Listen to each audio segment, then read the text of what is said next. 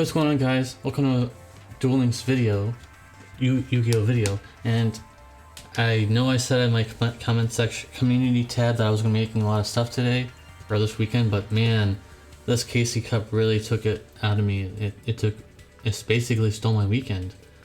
So, I finally got to KC 20, it wasn't fun. In fact, I was so mad. I'm not afraid to admit that, I was very mad. It's very stressful. I have a lot of experience with King Kaiba Cup. I've done a lot for many years, and that was one of the hardest ones ever. But there's always that one time where eventually you get that you get into that spot where eventually you get a bunch of wins. You get really lucky, rather than you have to rely on, like, maybe some people are gonna disconnect or they brick. You kind of have, these are the two best things you got to worry about if you're gonna go to KC Max.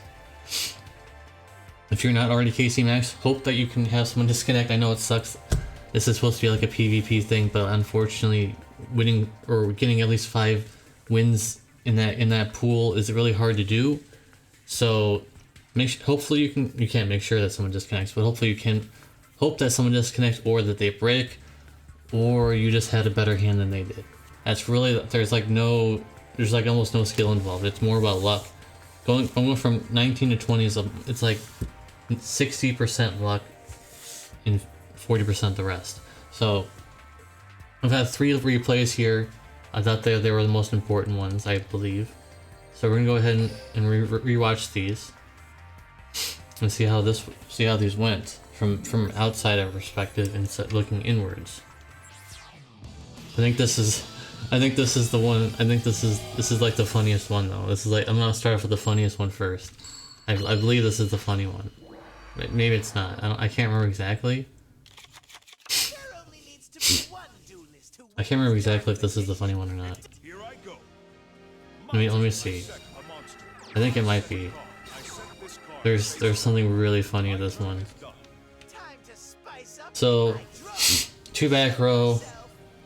It's kind of a problem, but we don't know what kind of back row it is. It could be just bluffs. There was a lot of bluffs going on. Bluffs are a big part of this game. If you're not doing bluffs, you're not at least. It's a mental game. It's a mental game, guys. And if I sound really tired, by the way, this was very exhausting, like I mentioned.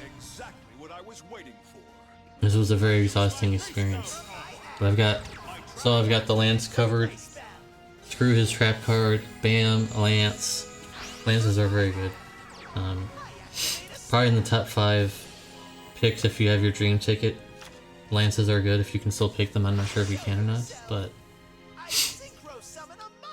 apologize for all the snorting, by the way. Usually I edit those out now, but I don't have time to edit them out anymore.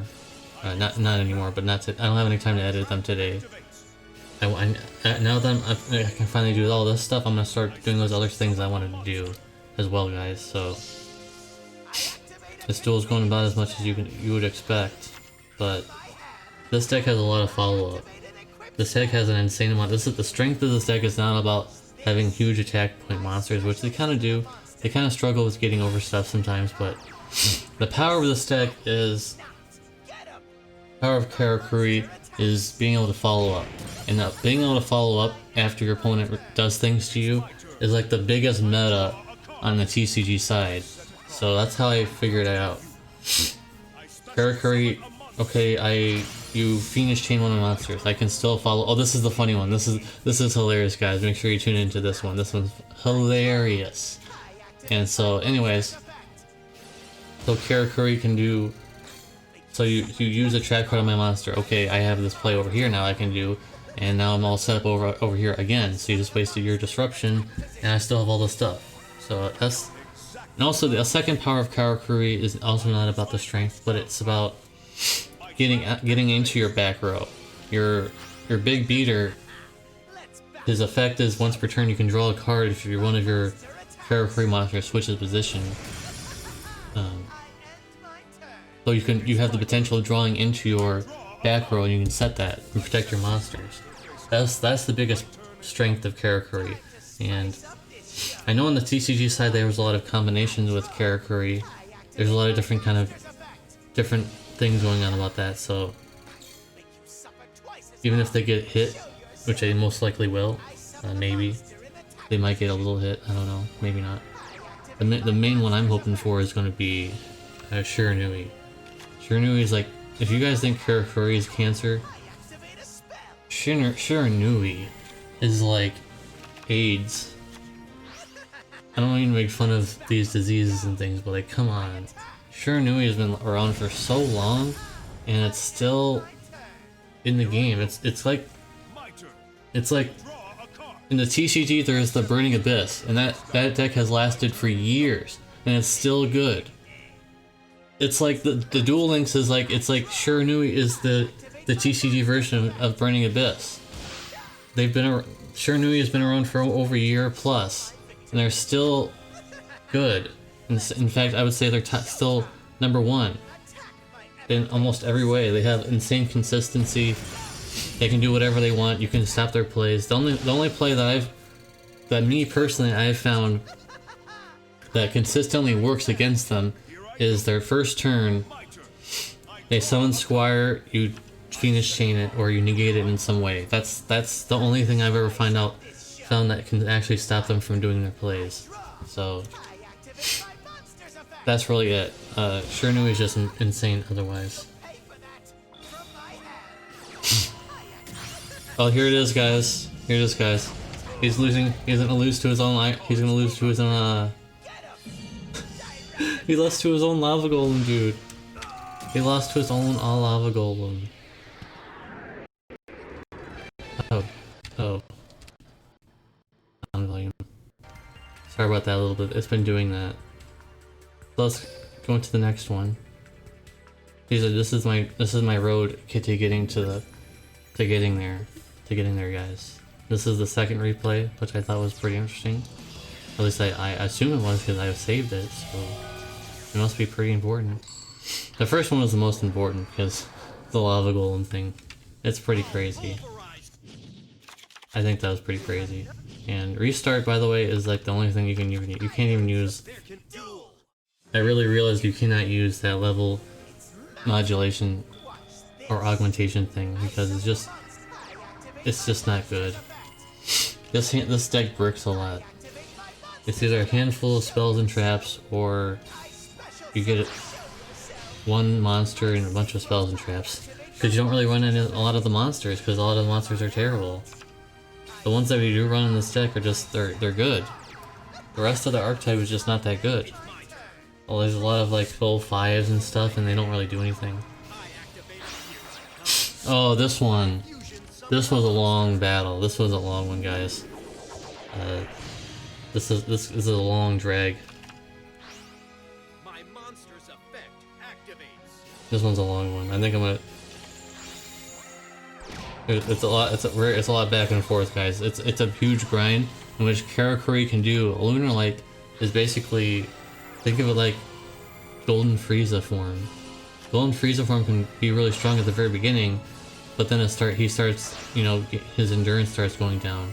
So think of Lunar Light that way. Because I used to play Lunar Light, by the way, in this game for quite a while. They have a huge burst at the very beginning, and then afterwards they start falling off because they have no more fusions, and they don't really have many ways of getting them back onto the field. The guy, this guy's really good. This goes back and forth a lot. This goes back and forth so much. Like, even you guys see how fast see how long this duel is, even with it being sped up. The duels don't usually last this long. I was like, oh my god, that Karibo, dude. That Karibo. That was so annoying. But it still goes really back and forth. But at this point, he doesn't have much left. But he's still going to see like he can bring them back.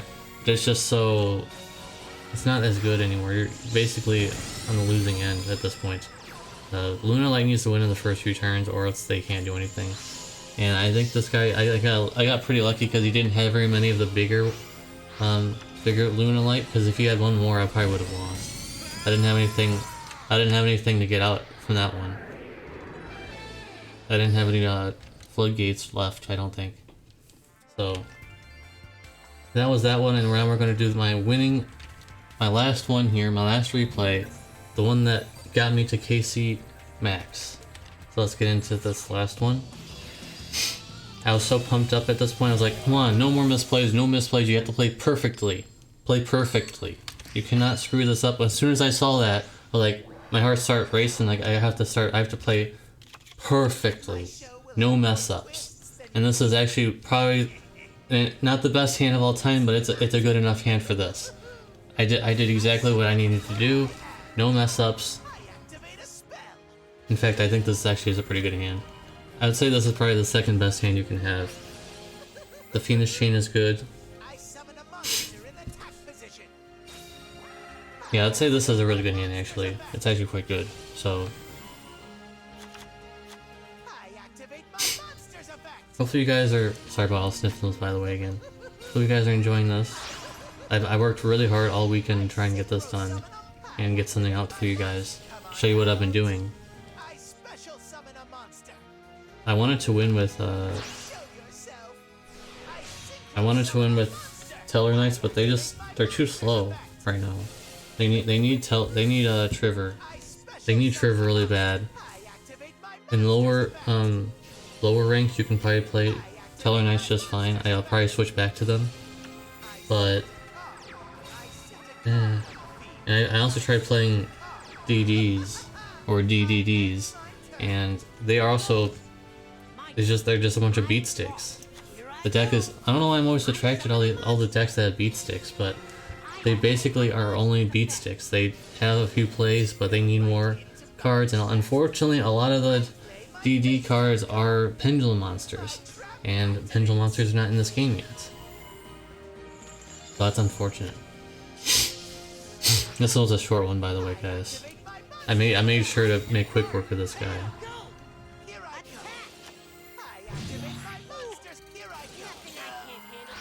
And this is basically it, guys.